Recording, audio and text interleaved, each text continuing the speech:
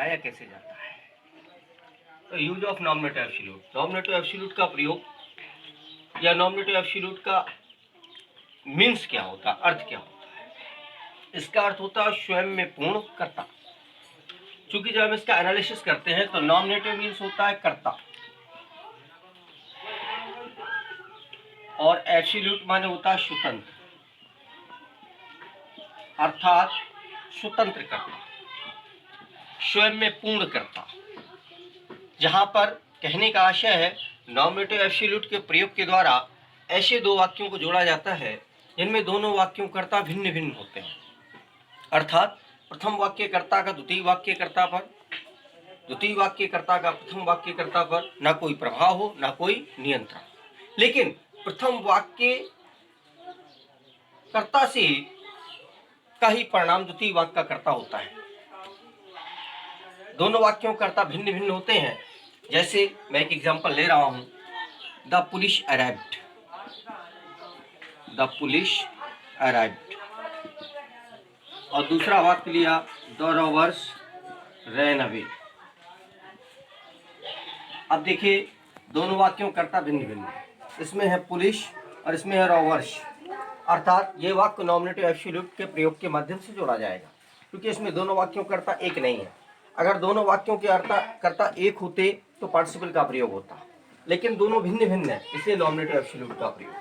लेकिन nominative absolute का प्रयोग भी क्या होता है, ये भी पार्टिसिपल के तरीके से ही होता है। इसमें भी जो क्रिया पहले होती है उसी वाक्य को पार्टिसिपल में बदल देता है और दूसरे वाक्य में कोई परिवर्तन नहीं करता। जैसे हम पार्टिसिपल में करते थे, जो कार्य पहले होता था उसको हम पार्टिसिपल में बदलते थे, यही कार्य नॉमिनेटिव एब्सोल्यूट को करते हैं।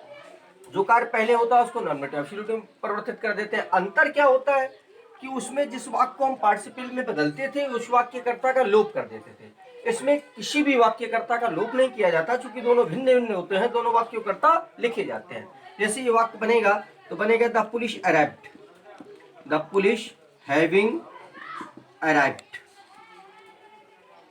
और सेकेंड सेंटेंस से द रॉबर्स रैन अवे। अब देखिए ये बन गया नॉमिनेटिव एब्सोल्यूट। ये देखिए इसमें भी हमने किसी वाक्यकर्ता का लोप नहीं किया और उसी वाक्य को नॉमिनेटिव एब्सोल्यूट में परिवर्तित किया जो घटना पहले हुई। पहले घटना हुई पुलिस के पहुंचने की, बाद में बदमाशों के भागने की।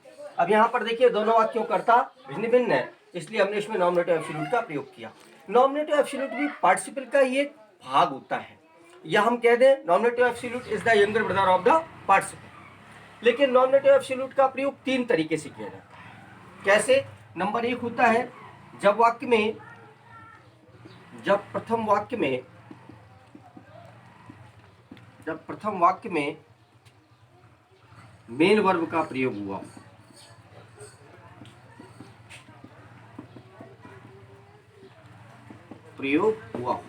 अर्थात प्रथम वाक्य एक्टिव वॉइस में दिया हो। जैसे उपरोक्त एग्जांपल है the police having arrived, the robbers ran away. देखिए जो पहला प्रथम वाक्य है एक्टिव वॉइस में, यह एक्टिव वॉइस में, इसलिए इसमें हैविंग प्लस मुख्य क्रिया की तीसरी अवस्था का प्रयोग। तो जो हम ऐसे वाक्यों को ट्रांसफर करते हैं तो होता है having plus third form of the main verb, third form of the main verb, ये अर्थात परफेक्ट पार्टिसिपल, परफेक्ट पार्टिसिपल। दूसरा क्या होता है? दूसरा होता है जब प्रथम वाक्य में टू बी अर्थात इज, आर, एम, वाज या वर का प्रयोग हुआ हो। जैसे मैं एग्जांपल ले रहा हूं इसी दूसरे वाक्य का, द डे वाज कोल्ड। दूसरा वाक्य है नो वन वेंट आउट। अब देखिए इसमें ये जो वाज है ये टू बी के रूप में प्रयुक्त हुआ है, ये जो वाज है टू बी के रूप में, अर्थात इसमें इज, आर, एम, वाज, वर का प्रयोग टू बी के रूप में, अर्थात इसके बाद ऑब्जेक्ट नहीं आया बल्कि कॉम्प्लीमेंट है या लिंकिंग वर्ब है। इसलिए जब इस वाक्य को नॉमिनेटिव एब्सोल्यूट में परिवर्तित करेंगे तो लिखेंगे the day being cold, the day being cold, ठीक, और no one went out, no one went out, ठीक। इसी को हम दूसरी भाषा में ये भी लिख सकते हैं, दिन में सर्दी थी इसलिए कोई बाहर नहीं आ सका। एक मैं इससे एग्जांपल और लेता हूं, the teacher was absent, the teacher was absent. दूसरा, the boy did not work. देखिए, अध्यापक अनुपस्थित था, लड़कों ने, the boys did not work, लड़कों ने कार्य नहीं किया, ठीक है ना। अब देखिए इसमें भी जो वाज है, ये जो वाज आया है ये टू बी के रूप में आया है, तो इसका भी जब हम प्रयोग करेंगे तो लिखेंगे द टीचर बीइंग एब्सेंट, और second sentence same, the boys did not work.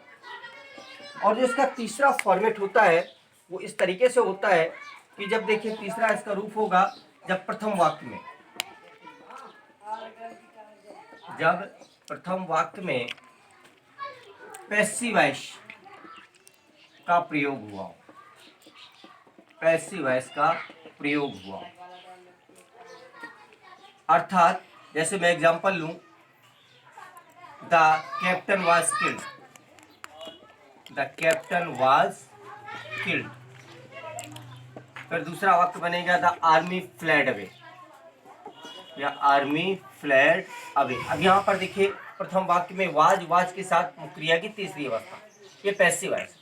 अगर जब कभी ऐसा हो कि प्रथम वाक्य पैसिव वॉइस में दिया हो और इसको नॉमिनेटिव एब्सोल्यूट में परिवर्तित करना हो तो वाक्य बनेगा द कैप्टन हैविंग बीन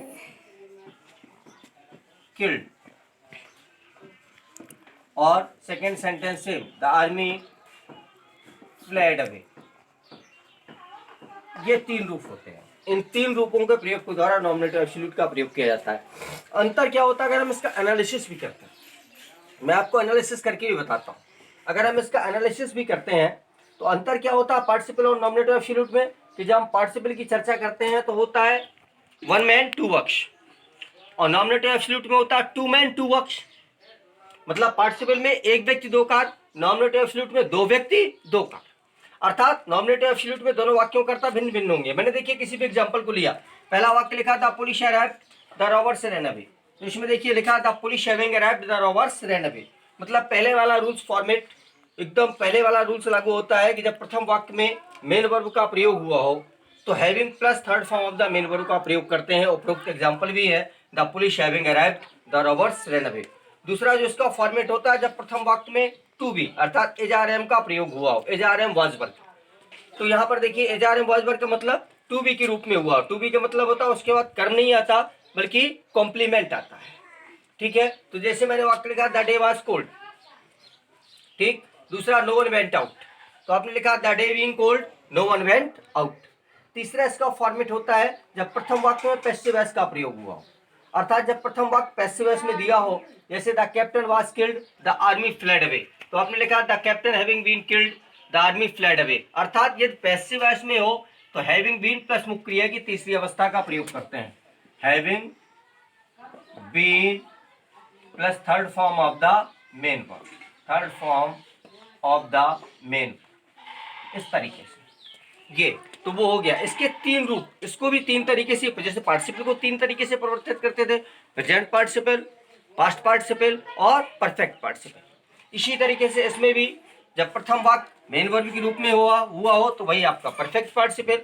जब प्रथम वाक्य में एजआरएम वाज वर्ब का प्रयोग, ठीक है, लिंकिंग वर्ब के रूप में हुआ अर्थात टू बी के रूप में हुआ हो, उसके पश्चात प्रयुक्त होने वाला शब्द कर्म ना हो बल्कि कॉम्प्लीमेंट हो, ठीक है, तो क्या हो बीइंग प्लस मुख्य क्रिया बीइंग, तो बीइंग का प्रयोग करते हैं। और यदि तीसरा प्रोसेस होता है यदि प्रथम वाक्य पैसिव वॉइस में हो, तो देखिए जैसे the captain was killed the army fled away, तो आपने वाक्य को चेंज किया the captain having been killed the army fled away. ये तीन फॉर्मेट होते हैं और इन तीन रूपों के द्वारा नॉमिनेटिव एब्सोल्यूट का प्रयोग करते हैं। ये नॉमिनेटिव एब्सोल्यूट है। इसके तरीके से नॉमिनेटिव एब्सोल्यूट का प्रयोग करते हैं और इसको आगे जोड़ते हैं। इसके बाद भी अगर विद्यार्थियों को किसी तरह की कोई दिक्कत आती है तो मैं अगले वीडियो में भी इसके बारे में विस्तार से चर्चा करूंगा, उसको फिर से सुनिए। थैंक्स।